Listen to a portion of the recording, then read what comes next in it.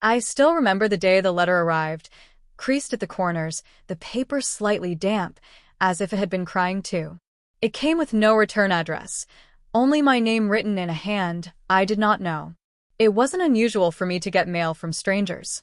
I used to run a small antique shop at the edge of the harbor. People often sent notes asking about some old mirror, a clock that refused to tick, or a pendant rumored to bring dreams. But this letter, this one had a weight to it.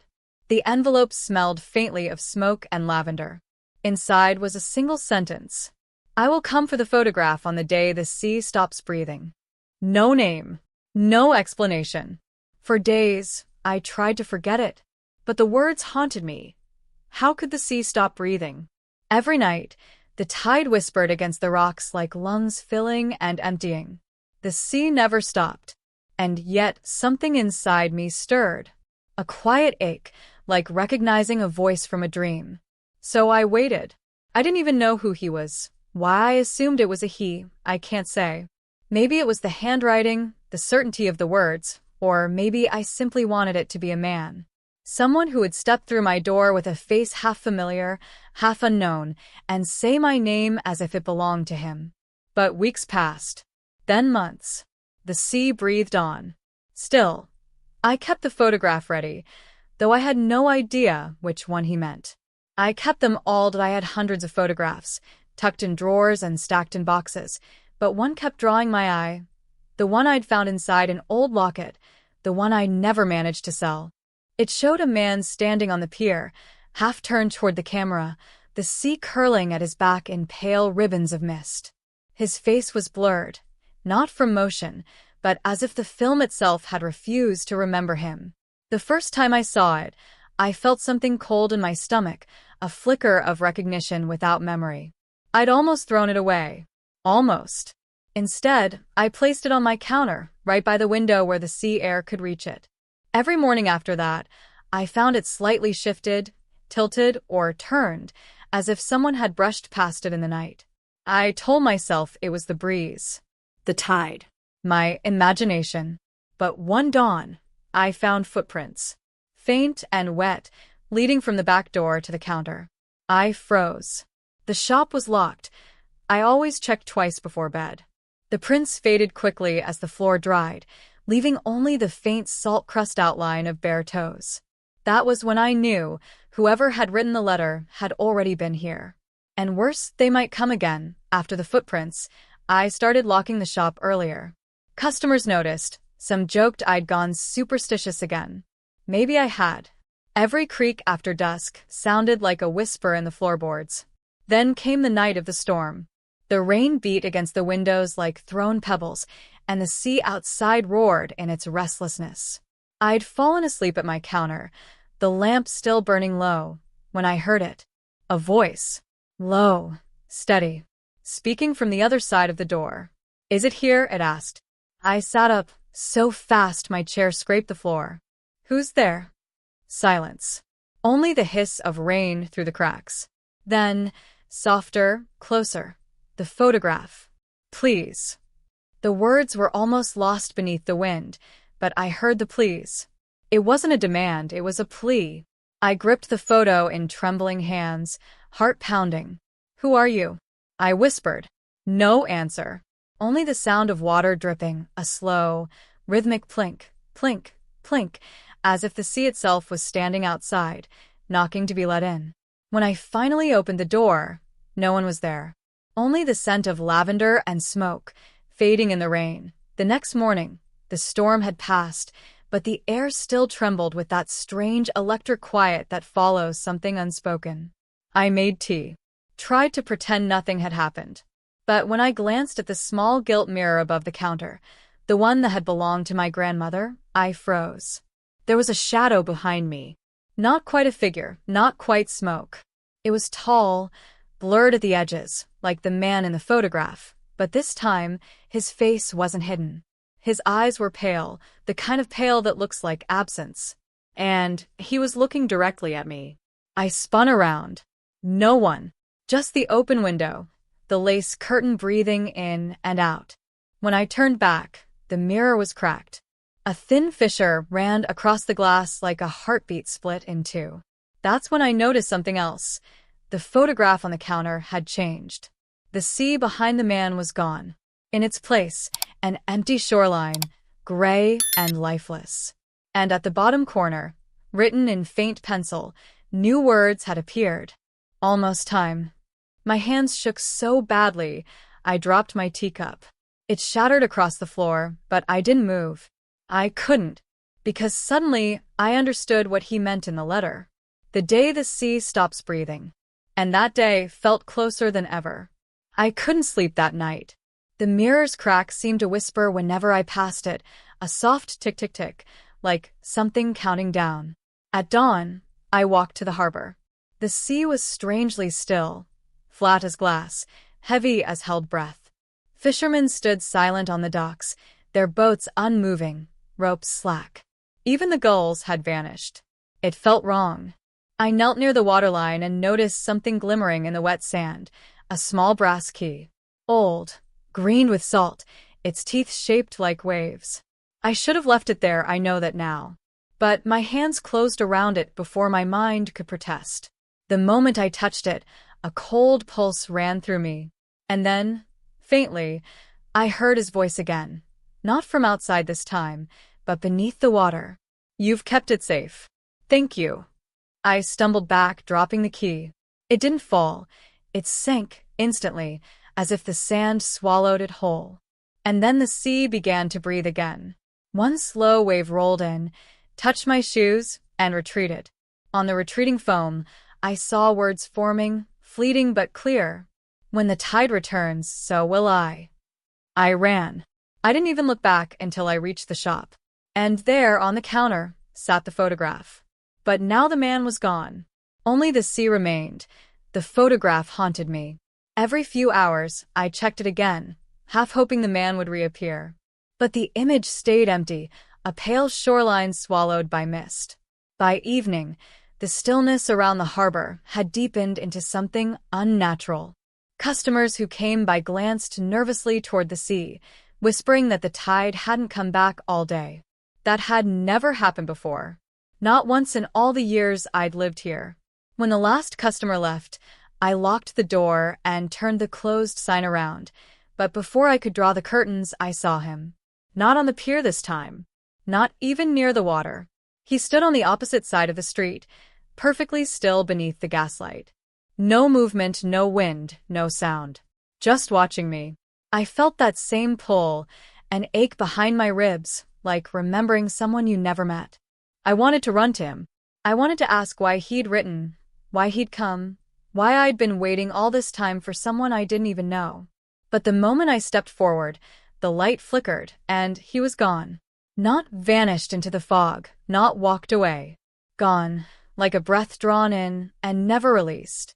I looked back at the photograph on the counter. The sea had returned, and this time, a faint figure stood on the shore. But it wasn't him. It was me that I didn't move for a long time. Just stood there, staring at the photograph, my own blurred outlines staring back. It was unmistakable, the tilt of my shoulders, the braid over one side, even the pendant I always wore. But the woman in the photo wasn't standing where I had been before. She was on the shore, ankle-deep in the gray water, looking toward the place the man had once stood. I reached out, tracing the tiny version of myself with my fingertip. The paper felt warm, almost alive. Then I noticed something else. My reflection in the cracked mirror behind the counter wasn't moving with me. When I leaned closer, she stayed perfectly still. Her eyes were darker than mine, too dark, and her mouth curved slightly upward, as if she knew something I didn't. I whispered, "Who are you?" Her lips moved this time.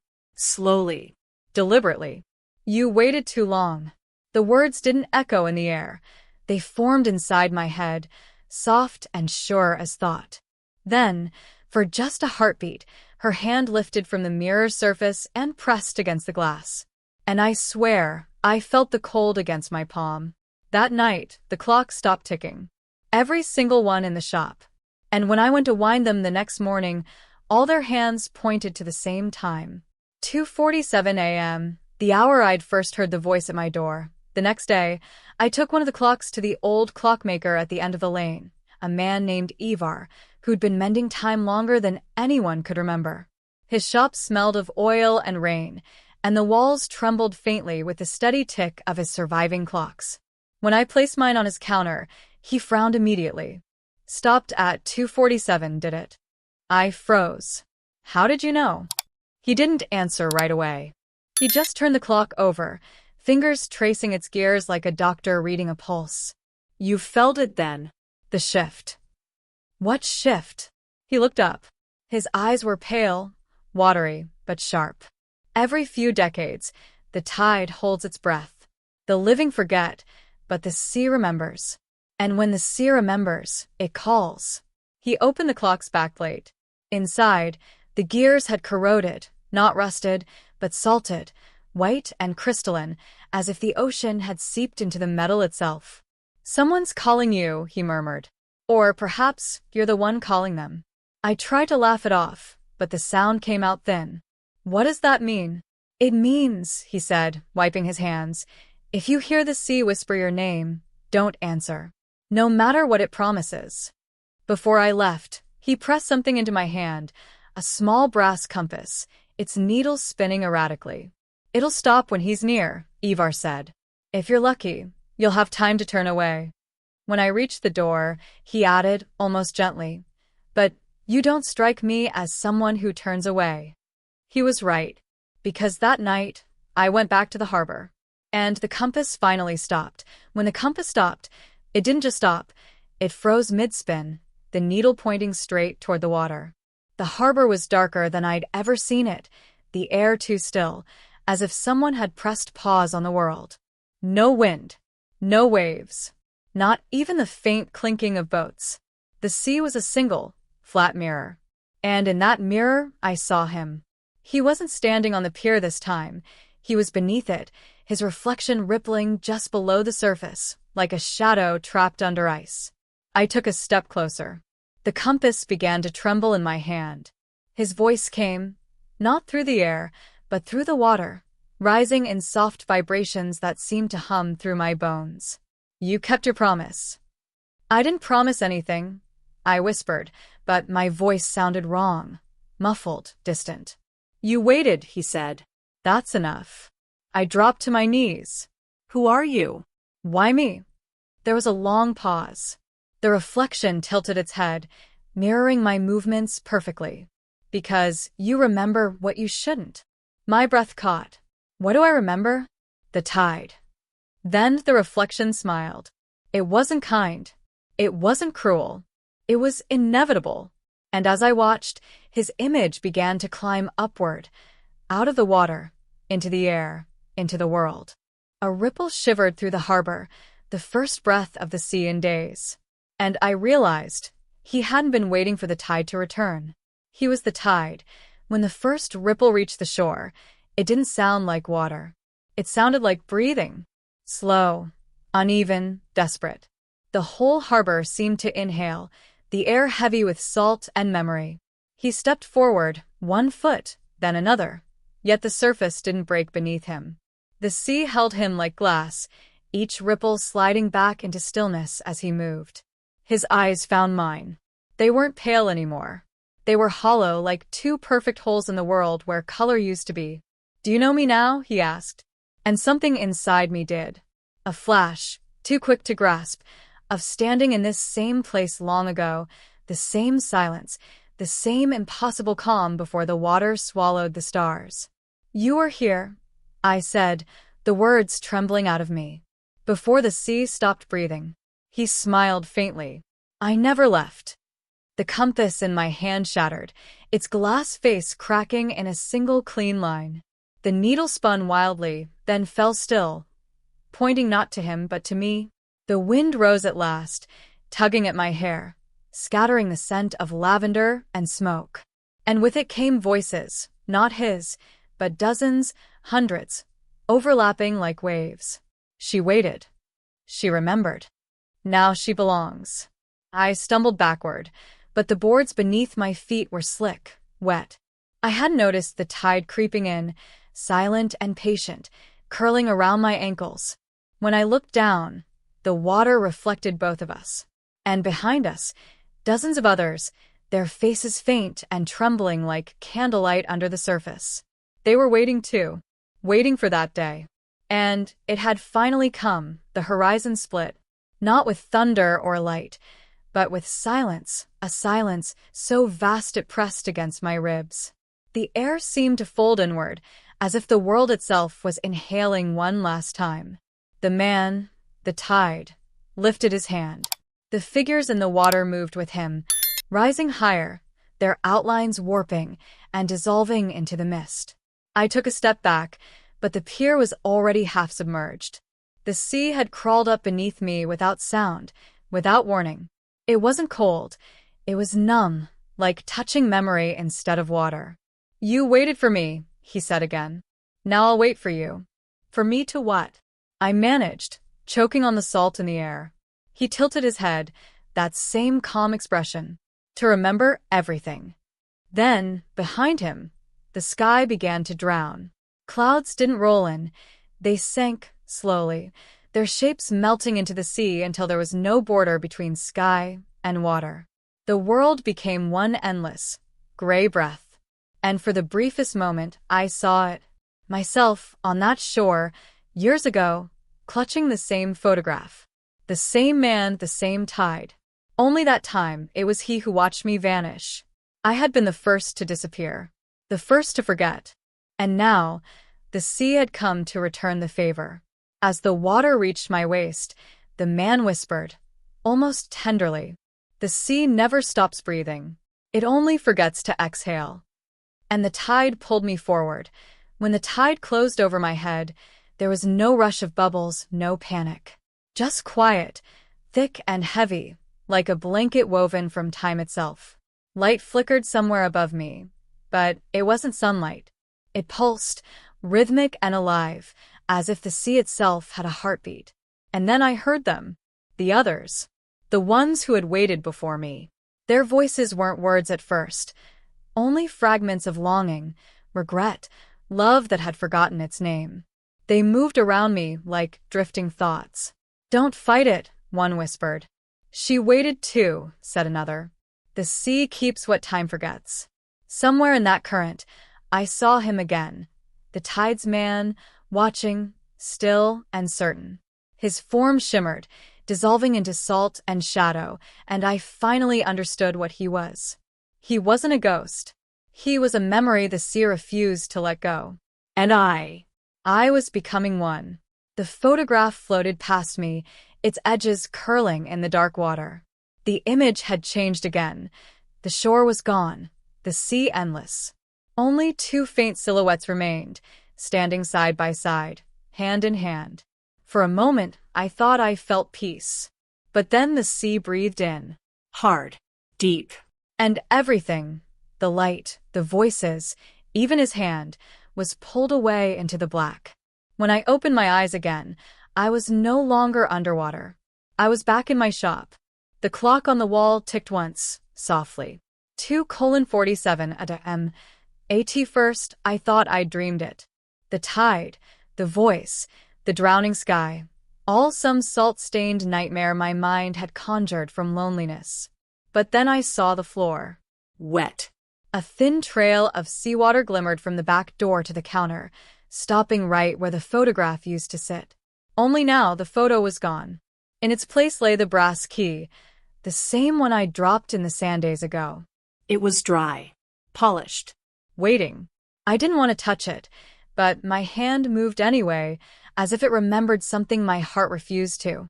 The metal felt warm, pulsing faintly, like it had a heartbeat of its own. Then the clocks began to tick, every one of them, in perfect unison. Tick, tick, tick. Their hands spun wildly before stopping again on the same time, 2:47 a.m. And beneath that ticking, faint but rising, came another sound, like waves rolling against wood. No, not waves. Footsteps. Wet ones. They moved slowly down the hall behind the shop, the boards groaning under each step. I knew that walk. I'd heard it before, long ago. Someone pacing the pier, waiting for me. The last clock stopped. The air thinned. And from the darkness beyond the doorway came a whisper. "It's your turn now." The key in my hand turned on its own, unlocking something I couldn't see. Something inside me shifted open, and the tide began to rise again. This time, not outside, but within the walls. The walls began to breathe. Not creak, not sway, breathe. Each inhale bowed the shelves, made the old books flutter like startled birds. The air shimmered, and the scent of lavender and smoke seeped from the cracks. The water came next. Slow at first, seeping between the floorboards, then faster, rising to my ankles, my knees, black and mirror-smooth, reflecting not my face, but the sea outside. But the shop had no windows open, no door unlatched, and still the tide poured in. I clutched the brass key, staring toward the back of the shop, where the footsteps had stopped. There, in the wooden wall, I saw it, a door that hadn't existed before. Old, warped, swollen with salt. The key fit perfectly. As it turned, the clocks began again, slow, heavy, heartbeat tick, each one pulsing through me like the sea reclaiming its rhythm. When the lock clicked open, a draft of cold air swept through, and I heard him on the other side. "You waited for me." The door swung inward. No light, no sound, just an expanse of gray water stretching into nothing.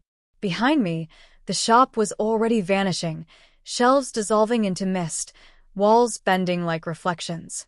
And for the first time, I understood. The shop had never been a shop. It was a harbor, a threshold, a place between remembering and being remembered. He stood in the water, hand outstretched, the faintest smile in his eyes. "It's time," he said. "The sea remembers." I took his hand and stepped through. The water closed behind me with a sound like a sigh, soft, final, almost kind. The sky above was neither night nor day, just an endless gray shimmer that swallowed color, shadow, thought. He walked beside me, our reflections trembling with each step. Around us, faint shapes drifted, faces half-remembered, hands reaching, fading. Every few moments, one would pause and look at me, as if recognizing something familiar. Perhaps they did. "Is this death?" I asked, though my voice hardly moved the air. He shook his head. "No. This is what waits when the sea holds its breath." We stopped at the edge of something invisible, a stillness so deep it felt like the world's pulse had stopped. He turned toward me, and for the first time, his face was clear. I knew him, not from the photograph, not from the harbor, from the space between, the place I used to dream about when I woke at 2:47 a.m. without knowing why. I had met him before, and left him here. A tear slid down my cheek, though it felt more like salt returning home. "I waited for you," I whispered. He smiled barely. "You always do." Then he stepped back into the mist. His figure dissolved, and with it, the sea began to move again. Slow, steady, breathing once more. The tide rolled outward, the gray turned blue, and I realized I was no longer standing in the water at all. I was back on the pier, the world washed clean by dawn. Only one thing remained beside me. A single photograph, floating at my feet. In it, the sea was calm, the shoreline empty, and written beneath, in the same familiar hand, "She waited for that day." I turned it over. The back was wet with tears that weren't mine. And the sea, for just one heartbeat, stopped breathing again.